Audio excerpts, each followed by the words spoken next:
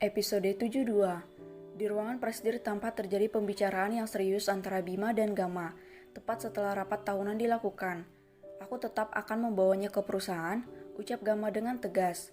Gam, kumohon jangan lakukan itu. Aku takut Luna akan kenapa-napa nanti. Kau tidak tahu saja banyak ular beludak di sini. Kutus Bima. Pria itu tengah berjalan mondar-mandir sambil berkaca pinggang di depan sahabatnya.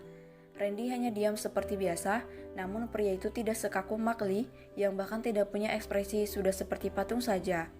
Baru kali ini kulihat Tuan Bima berusaha melindungi seorang perempuan, sepertinya nyonya muda sangat berharga bagi mereka. Batin Randy. Hei Bima, kau tidak mengenal istriku sepenuhnya ya? Dia persis seperti Kenjo, ucap Gama. Hup, aku hanya takut dia kenapa-napa. Apalagi pamanmu itu sangat menyebalkan. Lebih baik langsung kita jebloskan saja mereka ke penjara, Gam. Pinta Bima sambil meremas rambutnya. Sangat kesal dengan keputusan Gama yang akan melibatkan Luna dalam rencana balas dendamnya. Kau bawel sekali, tenanglah dulu, aku tidak seceroboh dan sebodoh itu membiarkan istriku masuk ke lubang bahaya. Kau pikir suami macam apa aku? Ketus Gama. Aku bukan presidir bodoh yang dibutakan dengan pembalas dendam sampai lupa dengan keselamatan orang-orang terpenting di hidupku. Jelas Gama. Hup, kuharap semua akan berjalan lancar. Jika tidak, aku yang akan langsung menjebloskan mereka ke penjara. Kenapa tidak dari dulu kau cari tahu tentang mereka? Kau memang bodoh, kesal Bima. Cak, apa kau masih bisa berpikir jernih saat kau kehilangan kedua orang tua dan adikmu? Jangan sembarangan bicara Bim, aku juga butuh waktu untuk pulih. Balas Gama yang juga ikut kesal dengan ucapan Bima. Terserahmu saja, tapi jika sampai Luna maupun anak kenapa-napa, aku tidak akan memaafkanmu. Tukas Bima. Hei Tuan, aku jadi bingung, suami Luna aku apa kau? Atau jangan-jangan kau menyukai istriku? Balas Gama dengan tatapan curiga ke arah Bima. Bima yang kesal dikatai oleh Gama mengambil bantal sofa lalu melemparnya ke wajah Gama. Pluk, rasakan itu. Pantas saja Luna mengatai dirimu pria bodoh. Cak, cak, cak, tak heran Luna tidak percaya kalau kau itu seorang presidir. Ketus Bima. Cak, diamlah, kau yang mulai dasar, pria aneh. Balas Gama tak kalah ketus sambil menjatuhkan bantal sofa itu ke sembarangan arah. Kenapa kau jadi tertular cerewetnya seperti Luna? Balas Bima. Halah, kau sendiri tidak sadar kalau dirimu juga cerewet, seru Gama. Mereka terus-menerus berdebat. Randy yang menyaksikan itu semakin terheran-heran dengan tingkah kedua CEO itu. Bagaimana mungkin mereka bisa berdebat seperti anak kecil seperti itu? Apalagi setelah kecelakaan itu, Gama benar-benar tidak bisa diajak bicara. Tapi yang disaksikan oleh Randy sekarang adalah kedua presidir itu berubah total. Sudah diamlah, mumpung kita membahas gadis itu, ayo kita video call. Aku sudah rindu padanya, ucap Gama sambil mengeluarkan ponselnya. Dasar bucin, ketus Bima. Kita gunakan laptop saja, layarnya lebih lebar. Usul Bima yang memulai panggilan dengan laptop di meja Gama. Ah, kau benar juga, ucap Gama. Bima menghubungi nomor ponsel Luna dan menghubungkannya ke laptop. Tut, tut. Halo, dengan siapa gerangan? Suara seorang pria yang tak lain adalah Aiden dengan wajahnya yang memenuhi layar laptop menjawab panggilan Bima di ponsel Luna. Cak, mana istriku? Tanya Gama kesal karena yang mengangkat bukan istrinya melainkan pria maskulin dengan wajah kocaknya. Aku ini kan istrimu sayang. Oh mah, hahaha. Aiden menirukan suara perempuan sambil tertawa terbahak-bahak melihat wajah Gama dan Bima yang kesal. Untung saja ia sekarang di rumah Gama. Jika bersama mereka, mungkin dia sudah digantung di gedung JB Group. Aiden, teriak Bima dan Gama mulai kesal dengan tingkah absurd sahabat konyol mereka itu. Kak Aiden, mana ponselku? Teriak Luna di seberang telepon.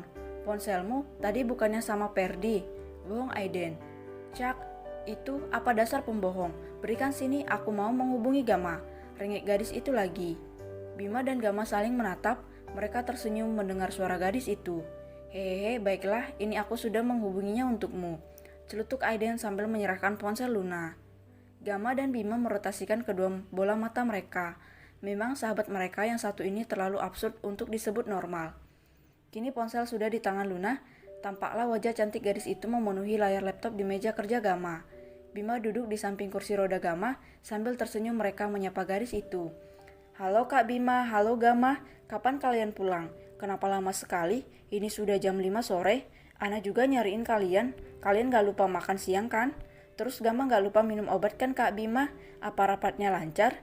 Cerca Luna dengan serentetan pertanyaan. Gama dan Bima saling menatap, mereka tersenyum lalu kembali menatap layar. Sudah semuanya Luna, kamu gimana hari ini? Apa rakitannya udah beres? Kakimu bagaimana? Apa sakit? Vitaminmu kau minum kan? Tanya Gama. Siapa temanmu di rumah? Apa Ken di sana?